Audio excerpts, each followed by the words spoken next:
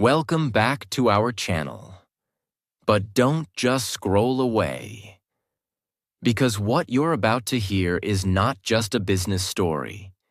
This is a life story. A story of a boy who grew up in pain, who watched his father suffer, who lived in broken apartments and walked through life feeling invisible. And yet, he went on to build one of the most loved brands on earth. Not just a coffee shop, but a brand that changed how the world starts its day. And no, he wasn't born rich. No, he didn't have connections. No, he didn't even found the company he would one day transform. He was laughed at, rejected, and told, "No one will ever pay $3 for a cup of coffee." He heard no not once, not 10 times, but 217 times. And still, he did it. His name is Howard Schultz.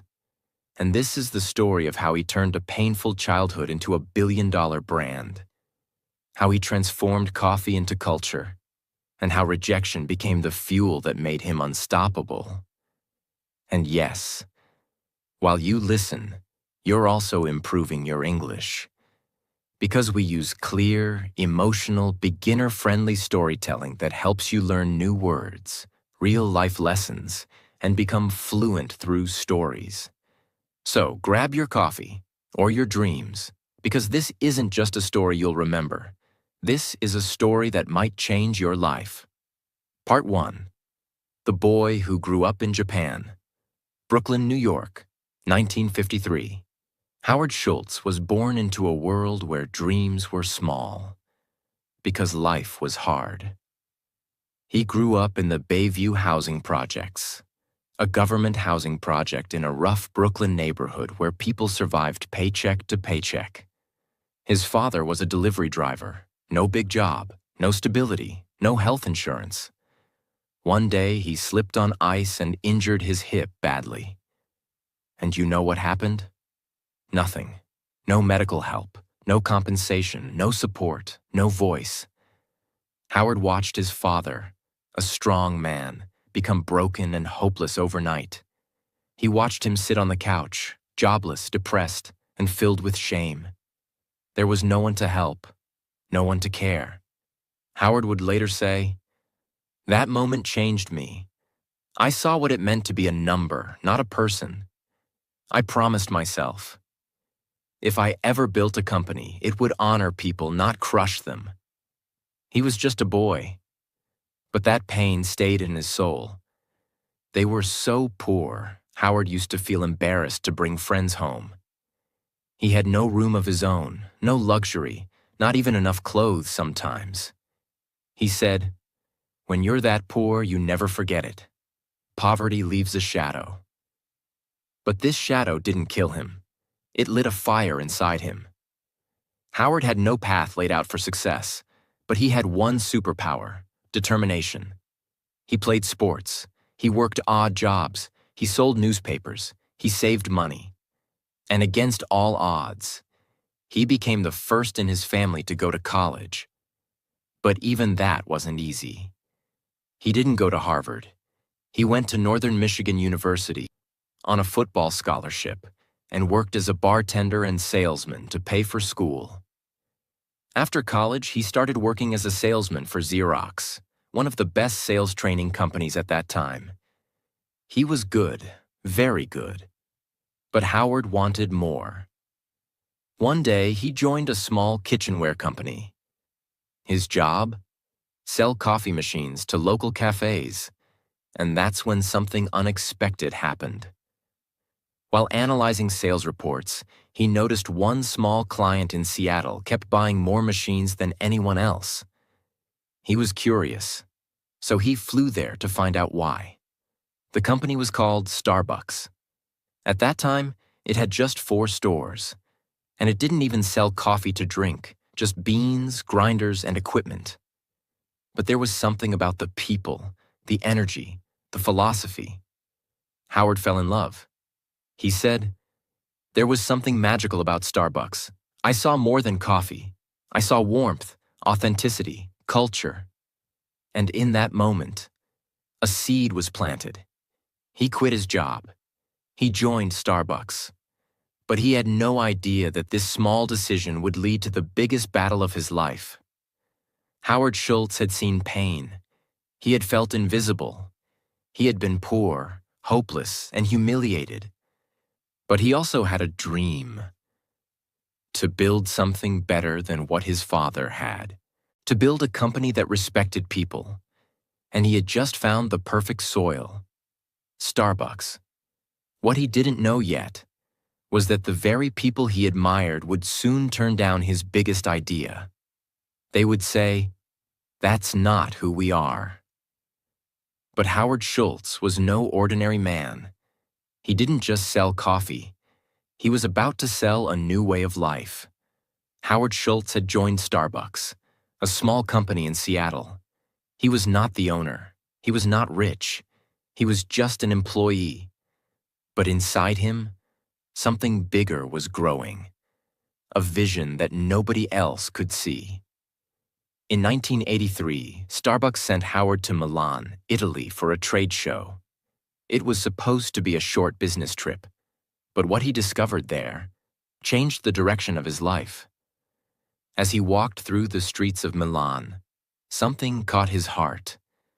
There were espresso bars on every corner, busy, vibrant, full of people. But they weren't just drinking coffee. They were talking, laughing, sharing moments, connecting. The barista knew people by name. Customers didn't just come for coffee. They came for experience, emotion, community. Howard stood there, speechless. It was like stepping into a new world. This is it, he thought. This is what America doesn't have. We don't have this culture, this experience, this feeling. He didn't see coffee. He saw warmth. He saw belonging. He saw something human. When he returned to Seattle, Howard walked into the Starbucks office on fire with excitement. He told the founders, "We need to open coffee bars, not just sell beans. Let people drink the coffee here. Let's create that Italian espresso culture, right here in America." He was excited. He was confident. He was ready to build something new. But then came the answer that broke him.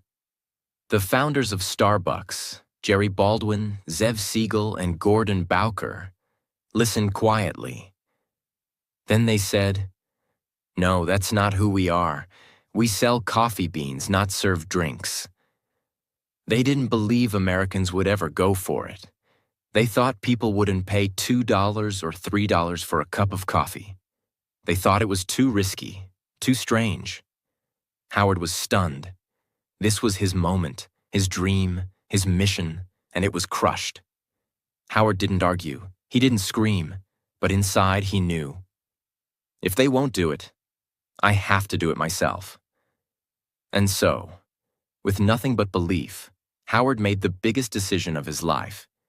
He would leave Starbucks to start his own coffee bar. Howard was heartbroken. He loved Starbucks, but his dream was bigger than loyalty. So in 1985, he quit. He decided to start a company called Il Giornale, named after an Italian newspaper. But he had no money. He had to raise funds to start. Howard believed in his idea. He thought investors would too. But what happened? Rejection. After rejection. After rejection. He would walk into meetings full of passion and walk out with closed doors. Americans won't pay $3 for coffee. You're not Italian. This won't work here. You're dreaming too big. He was laughed at, ignored, and insulted. He said, "I was rejected 217 times. That number is burned into my brain." But he kept going, day after day, meeting after meeting, pitch after pitch, until finally, 30 investors said yes. He raised $400,000. And in 1986, opened his first coffee bar in Seattle. It wasn't just a coffee shop. It was a love letter to Italy. Howard made sure everything felt different. Italian music played softly in the background. Baristas remembered your name. You didn't just buy coffee. You had an experience. And guess what? People loved it. They didn't care that it was new. They didn't care about the price. They came for the feeling. Il Giornale became an instant hit. Howard proved them wrong. While Il Giornale was booming, something unexpected happened. The founders of Starbucks, the very people who said no, decided to sell the company. They were moving on. Starbucks was too small for them now. Howard saw a chance, a big one, a dangerous one. A dream that had once been denied to him was now up for sale. But there was a problem. In 1987, Howard found out the price. To buy Starbucks, he needed $3.8 million. That's about $10 million today. And Howard didn't have that kind of money. He was still small, still building. But this wasn't just a business move for him. This was personal. This was his dream. So once again, he went back into battle. He talked to every investor he could find. He begged, he pitched, he cried. He told them, "This is not just a coffee company. This is my life's purpose." Finally, after weeks of effort, he raised the money. And in August 1987, at age 34, Howard Schultz bought Starbucks for $3.8 million, and he didn't just buy the company. He bought back his vision. Part 2. The coffee that became a culture. It was 1987. Howard had just bought Starbucks, but what did he actually buy? It wasn't a global brand. It wasn't profitable. It wasn't even a proper cafe. All it had was 6 stores, a small roasting plant, a confused brand identity, and a few dozen employees. The company did not serve coffee to drink. It only sold coffee beans, machines, and accessories. There were no lattes, no cappuccinos, no frappuccinos, and no music. Nothing you recognize today existed yet. Howard had a mountain to climb. Howard didn't just want to own Starbucks, he wanted to reinvent it. His mission was clear. Starbucks will not just sell coffee, it will sell an experience, a feeling, a third place between work and home. So he got to work. Howard had 3 key principles. 1. Create a human connection. Customers should feel seen, valued, and respected. 2. Design stores with emotion. Each store would be warm, inviting, with soft lighting, music, and a unique smell. 3. Make every cup feel personal. The baristas would remember names, smile, and make you feel like family. He didn't want to sell fast coffee. He wanted to build ritual, emotion, and community, just like he saw in Italy. Howard focused on tiny things that other businesses ignored. The smell inside the store. Never let food overpower the smell of coffee. The music. Every Starbucks had curated playlists to match the mood. The seating. Cozy, not cramped. The counters, designed so baristas and customers could talk comfortably. The lighting, always soft, never harsh. The names on cups, to make every customer feel special. And most importantly, the person behind the counter is not just making coffee. They are creating warmth. Howard believed the employees were the heart of the brand. He didn't call them staff or workers. He called them partners. Even part-time baristas were given healthcare benefits, stock options, training not just for skill, but for soul. This was revolutionary in America, especially for a coffee shop. Howard said, "If we treat our people well, they will treat our customers well, and everything will take care of itself." He made sure baristas looked customers in the eye, smiled, asked how your day was, remembered regulars. In Starbucks, you were not a number. You were a name, a person, a story.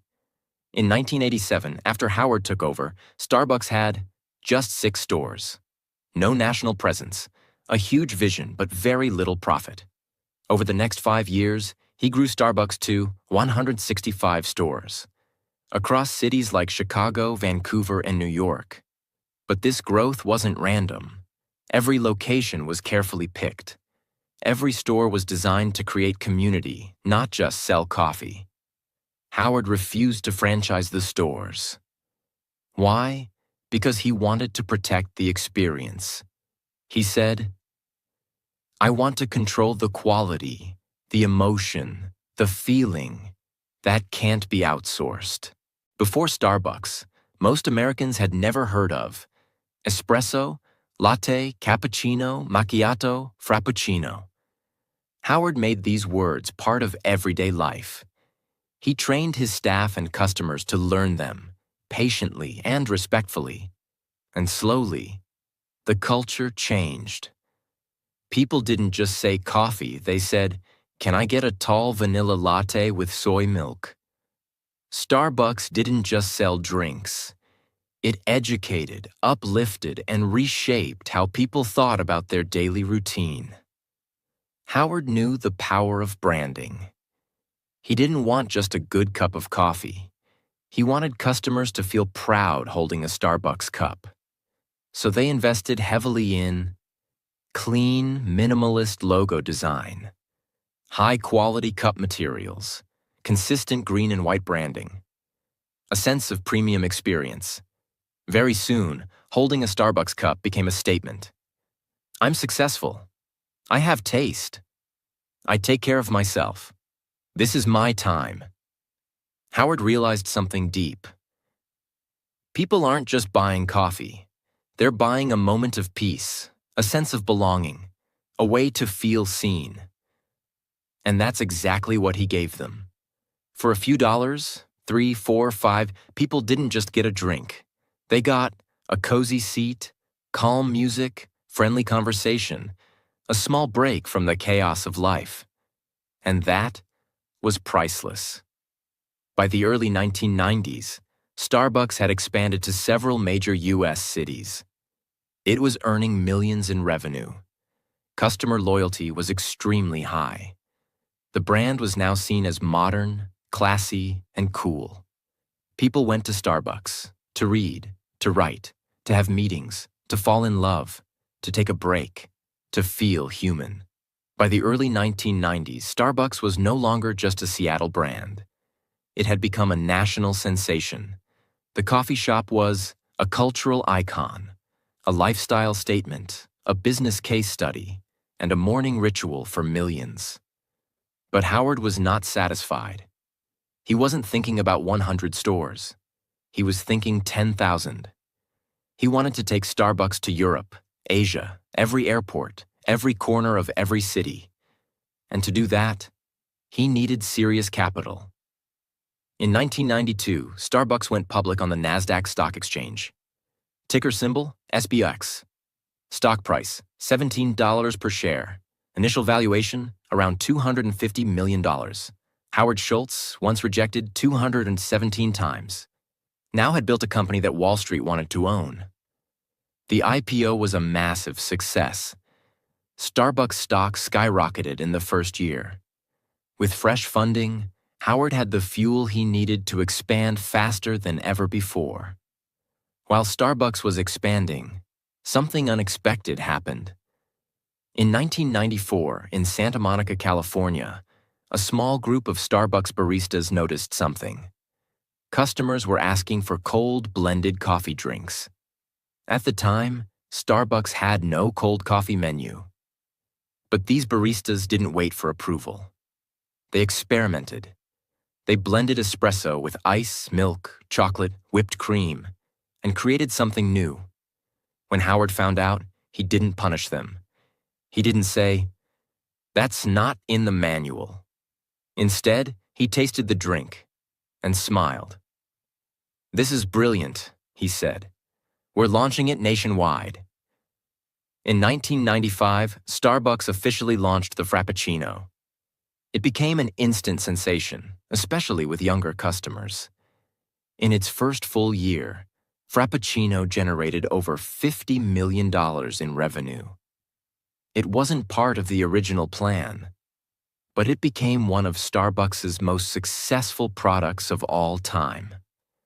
With momentum building in the US, Howard now looked beyond American borders. His first international target? Tokyo, Japan. Why Japan? Because Japanese culture respected ritual, precision, and aesthetics. They had a growing interest in Western lifestyle. It was the perfect mix of tradition and modernism. In 1996, Starbucks opened its first store outside the US, in Tokyo. And guess what? It was an overwhelming success. People stood in lines. It became a fashion statement, and it set the tone for future global expansion. After Japan came, UK, China, Singapore, South Korea, United Arab Emirates, Germany, and dozens more. By the end of the 1990s, Starbucks was in over 20 countries. As Starbucks grew, so did the numbers. By 1997, 1,400 stores. By 1999, 2,500 plus stores. Annual revenue, over $1 billion. Howard's net worth, over $100 million. But along with success came new challenges. When you grow from one store to 2,500 in a few years, quality control becomes a nightmare. Some problems started to appear. Inconsistency. Some stores felt warm and personal. Others felt cold and robotic. Overcrowding. Stores became too busy. People complained about long lines and noise. Overstandardization. The same colors, music, and design began to feel too corporate. Howard felt uneasy. I didn't want to build McDonald's. I wanted to build something meaningful. But now Wall Street was involved. Shareholders wanted faster growth, more stores, higher profits. Howard was now in a tug of war, between vision and velocity, between purpose and pressure, between soul and scale. At this point, Howard Schultz was not just a CEO. He was managing thousands of employees, overseeing global expansion, dealing with investors, protecting company culture. He was exhausted. In 2000, after building Starbucks for nearly 20 years, Howard made a shocking announcement. He was stepping down as CEO. Howard said, "I've taken the company as far as I can. Now it's time for someone else to take it higher." He stayed as chairman, but gave day-to-day leadership to Orrin Smith and later Jim Donald. The new leaders focused more on growth, stock prices, and systems. And at first, it worked. Stores kept opening. Profits kept growing. Stock prices kept rising. But something else was growing too. Disconnection. Howard would later say, "I walked into some stores, and I didn't recognize them. They were clean, busy, profitable, but something was missing." The soul of Starbucks, that warm, personal feeling, was fading. By 2007, cracks turned into shocks. The global financial crisis hit. Consumers were spending less. Critics began saying, "Why pay $4 for coffee in a recession?" Starbucks started closing stores, cutting jobs, facing public criticism.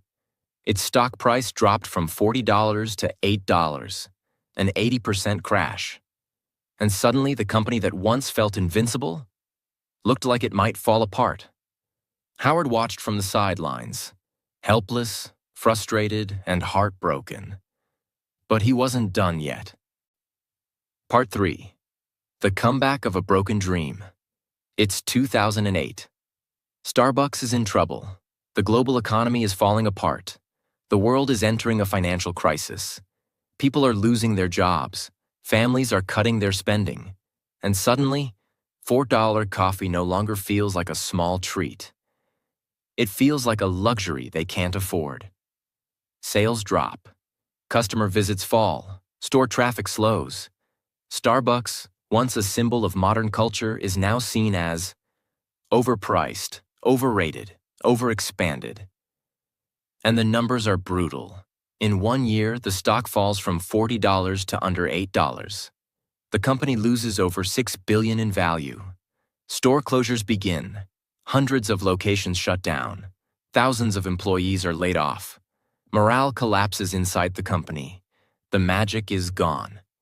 And behind the scenes, one man is watching. Heartbroken. Howard Schultz is no longer CEO. He stepped down in 2000. But he remained chairman, watching from a distance. He visits stores and feels a sharp pain in his chest. "This is not what I built," he whispers. He sees dirty floors, distracted baristas, empty chairs, customers who feel rushed and invisible. Everything he stood for, connection, experience, emotion, is fading fast. And then, one day, the board of directors comes to him and says, "Howard, we need you back." It's January 2008.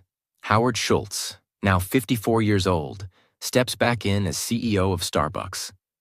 But this time, it's different. He's not coming back to lead a celebration. He's coming back to save a dying dream. And he knows the truth. This will be the hardest fight of his life. The world is in crisis. The media doubts him. The company is collapsing. And worse, the culture is broken. But Howard doesn't hide. He steps in with fire in his eyes and says to his team, "We are not in the coffee business serving people. We are in the people business serving coffee. And we've forgotten that." Howard begins with radical decisions. 1. Closes 900 stores. Yes, 900 stores across the US and abroad are shut down. Not because they didn't make money, but because they didn't reflect the brand's soul. 2. Fires thousands of employees. It breaks his heart, but he knows. If we don't cut now, we may not survive. 3. Halts all new store openings. Growth is paused. Focus returns to quality. 4. Cuts his own salary. He reduces his annual salary to $1 to send a message. "This is not about me. This is about saving us." 5. Retrains every single barista. Howard shuts down all 7,000 stores in the US for one day. It costs millions of dollars in lost revenue. But to him, it's worth it. That day, every Starbucks partner goes through espresso retraining. Howard says, "We're not just fixing technique. We're bringing back pride." Howard focuses on restoring the magic. Better espresso machines for consistency and flavor. No more microwaved sandwiches. The smell ruined the coffee aroma. More focus on eye contact, conversation, personalization. Redesigning stores, making them feel like real third spaces again. He also introduces new ideas. Free Wi-Fi in all locations. Mobile ordering for faster service. The Starbucks Rewards app, which becomes one of the most successful loyalty apps in the world. Howard also begins to shift Starbucks into a force for good. He increases investment in fair trade coffee, supporting small farmers in Latin America and Africa, ethical sourcing, ensuring farmers are paid fairly, sustainability, reducing waste, promoting recycling, diversity and inclusion, hiring more veterans, minorities, and refugees. He says, "Success is empty if you're not lifting others with you." And Starbucks becomes more than a coffee company again. It becomes a brand that stands for something bigger. By 2010, the world sees something incredible. Starbucks rises again. Here are the results. Revenue climbs back to $11.7 billion. Net income grows to $946 million. Stock price recovers to over 30. Customer traffic increases. Employee satisfaction rises. Brand trust is restored. From Wall Street to Main Street, people say the same thing. Howard Schultz saved Starbucks. But more than numbers, something else returns. The aroma of real coffee. The sound of soft music. The sight of baristas smiling again. The energy of connection inside stores. The Starbucks experience is alive once more. Howard walks into a store in Brooklyn, not far from where he grew up. He sees a young barista hand a cup to an old man, smile, and say, "This one's on me today, sir. You always brighten our day." Howard smiles. "That," he says, "is what it's all about." Part 4. The Final Cup. Legacy of a Dreamer Who Never Gave Up. It's 2017. Starbucks has fully recovered. The brand is stronger than ever. It has over 25,000 stores across the world, a market value of over $80 billion, over 300,000 employees, one of the most recognized logos on the planet, customers in more than 70 countries, a stock price that has grown by thousands of % since its IPO. The Starbucks app is one of the most used mobile payment platforms in the US, even beating Apple Pay in some markets. But more than numbers, Starbucks has become a global habit, a part of people's lives. From students to CEOs, from Tokyo to Toronto, from Mumbai to Miami. People walk in, speak their drink out loud, and feel heard, seen, and valued. By now, Howard Schultz is in his early 60s. He often walks into stores quietly, unannounced. Sometimes he watches a single mother working on her laptop, sipping a latte. Sometimes he sees a homeless man being handed a warm coffee by a smiling barista. And sometimes he hears the sound of laughter, music, and peace. And he thinks, "This is exactly what I dreamed of. Not a product, a place, a feeling." He didn't want to build the biggest coffee company. He wanted to build the most human. And he did. Let's pause for a moment and look at the scale of what Howard built. Metric then, 1987. Now, 2017. Stores 6, 25,000 plus revenue. 5 million year, over 22 billion year. Employees, a few dozen over 300,000 countries, 1 US. Over 70. Stock price, IPO. 17 share, over 60 share company value. 250 million over 80 billion. All this from a man who grew up in public housing, who saw his father suffer and promised he'd never let workers feel unseen again. In 2017, Howard Schultz once again stepped down as CEO, this time on his own terms. He said, "It's time for a new generation to lead, but I'm not leaving. I'm just passing the torch." He handed the leadership to Kevin Johnson, a former tech executive and longtime Starbucks board member. Howard remained chairman, still involved, still passionate, but no longer in daily operations. But Howard didn't retire to relax. Instead, he turned his energy toward social impact, human rights, veteran employment, helping underserved communities, fixing the American dream. He launched initiatives to hire over 10,000 military veterans, offer free college education to Starbucks employees through partnerships, provide employment to refugees and disadvantaged youth, advocate for racial and economic equity. Howard believed that companies have a responsibility bigger than profit. We are not in business to make money alone. We are in business to elevate humanity. Most people don't know this. But Howard's desire to care for employees, build a warm company, and serve people with dignity came from personal pain.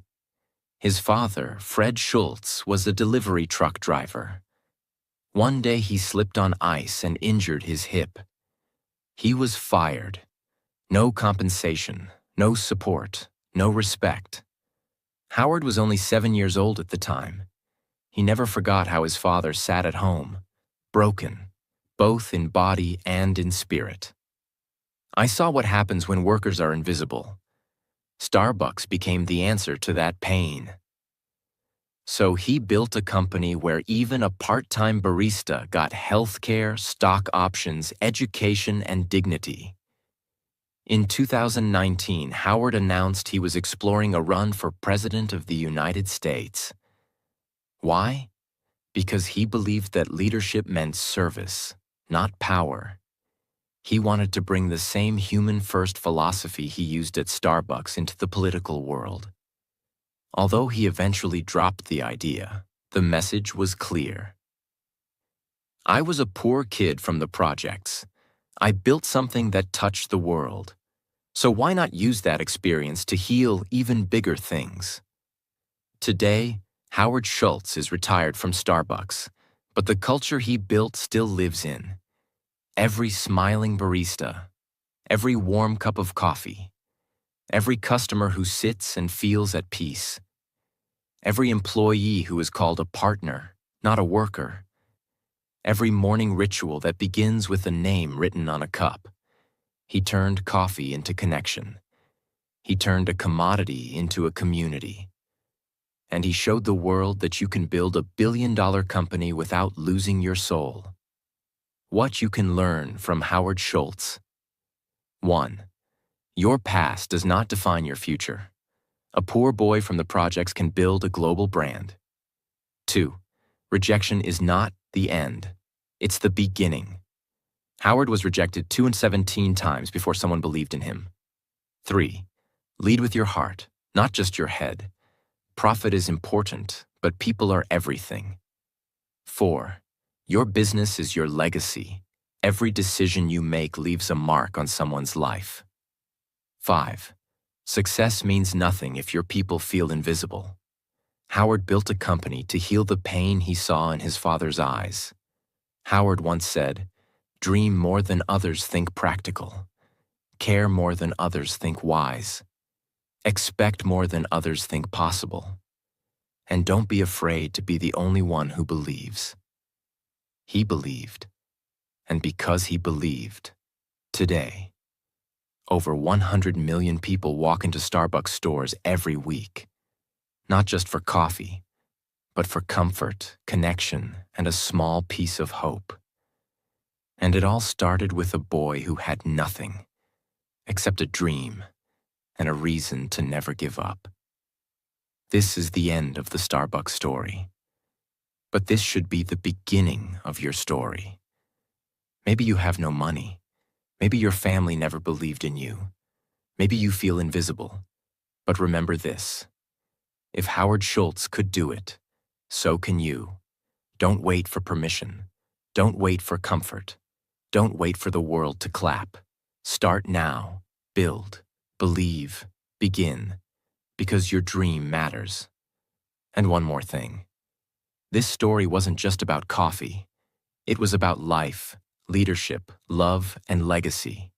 It was told in simple English so that anyone, anywhere in the world, can understand it and feel inspired.